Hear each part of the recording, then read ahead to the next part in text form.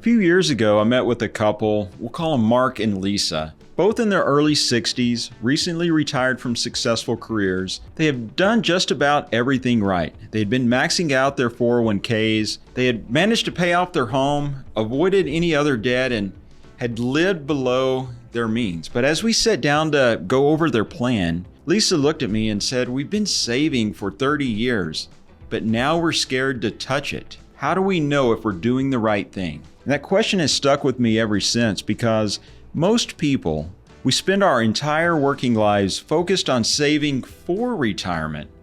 But when it's finally time to live off of that money, it can feel overwhelming.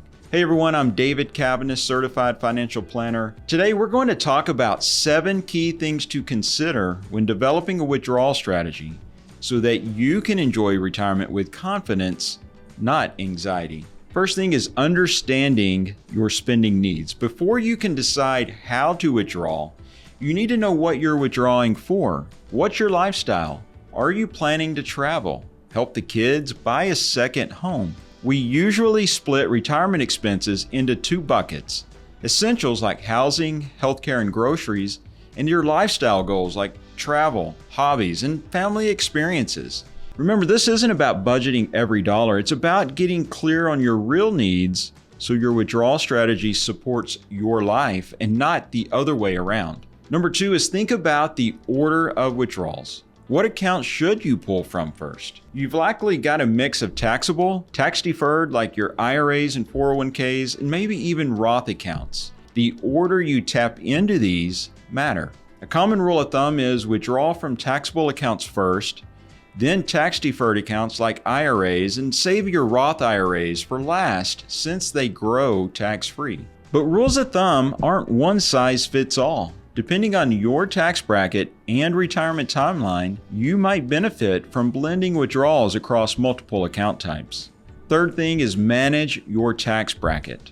And this is one of the biggest mistakes I see, which is ignoring the tax impact of withdrawals. If you blindly pull from your IRA each year, you might push yourself into a higher tax bracket, especially once Social Security and your RMDs kick in. But if you're strategic, you can take advantage of low income years early in retirement to do things like a partial Roth conversion or take targeted IRA withdrawals, harvesting your capital gains in your taxable accounts. The goal is to keep your taxes low over the course of your entire retirement, not just one particular year. Number 4 is plan around required minimum distributions, or RMDs. Starting at age 73, you'll be required to withdraw a portion of your tax-deferred accounts whether you need the money or not. And for some people, these RMDs can be large enough to cause serious tax headaches. That's why we often recommend proactive withdrawals or Roth conversions earlier in retirement to reduce future RMDs and spread your tax liability even more evenly.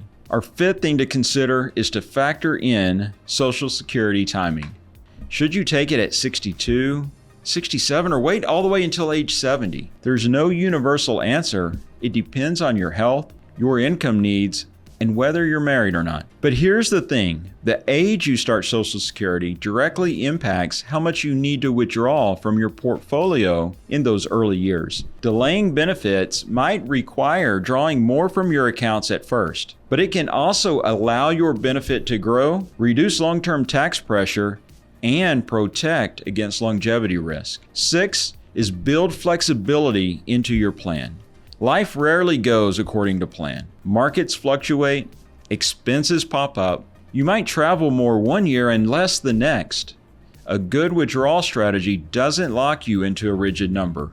It adapts. We use guardrails and dynamic planning to allow for real-life changes while keeping the plan sustainable. And our last thing, work with a professional who knows how it all fits together. This is where planning gets real. Taxes, investments, healthcare costs, Social Security, inflation, they all connect. And if you're just winging your withdrawals, it's easy to make a small mistake that snowballs into a major problem down the line. And for couples like Mark and Lisa, the peace of mind that comes from knowing their strategy is intentional and aligned with their life goals, that's invaluable. So let's recap the 7 key things to consider. Get clear on your spending needs. Choose a smart, tax-aware withdrawal order. Manage your tax bracket year by year. Prepare for RMDs. Time Social Security wisely. Stay flexible. And lastly, don't do this alone. Again, I'm David Caviness, certified financial planner and founder of Caviness Wealth Management. If you're within 5 to 10 years of retirement and ready to shift from the saving mode to living intentionally in retirement, let's talk. Encourage you to visit my website at 𝐃𝐨𝐧'𝐭 to schedule a call and take that first step toward building a personalized withdrawal strategy that actually works for your life. And while you're there, be sure to sign up for my newsletter. I share simple, actionable insights on retirement planning, investment, and financial independence, all designed to help you stay confident and in control. Thanks for watching. I'll see you in the next video.